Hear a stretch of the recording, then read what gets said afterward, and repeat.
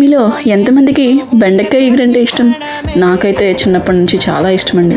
అది కూడా ఇలాంటి స్టైల్లో చేసుకుంటేనే నేను ఆ ఫ్లేవర్ని ఎంజాయ్ చేయగలను. చూసారు కదా, బెండకాయలు ఇలా నిగనిగలాడాలన్నమాట, ఫ్రెష్గా ఉండాలి. సో దాంట్లోకి పచ్చిశనగపప్పు, జీలకర్ర, ఆవాలు, ఒక చిన్న వెల్లుల్లిపాయ, ఇంకా కరివేపాకు. మేమైతే దీంట్లోకి ఉల్లిపాయ అస్సలు వాడము, అప్పుడే టేస్టీగా ఉంటుంది. ఇట్లా సన్నగా మనము కట్ చేసేసుకుందాం బెండకాయలు.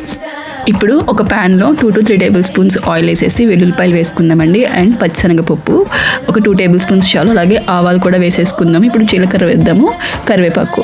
సో అవంతా వేగిపోయినాక వెంటనే మనము బెండకాయలు వేసేసి ఇట్లా పసుపు వేసుకోవాలండి. సో బెండకాయలు అనేది బాగా మనము మగ్గించాలి. సో అప్పుడే దాని టేస్ట్ అనేది అంత బాగుంటుందన్నమాట. చూసారు కదా, మగ్గిపోయింది బెండకాయ. ఈ స్టేజ్లో ఇప్పుడు మనము కారం వేసుకుందాము. చిటికెడే కారం సరిపోతుందండి.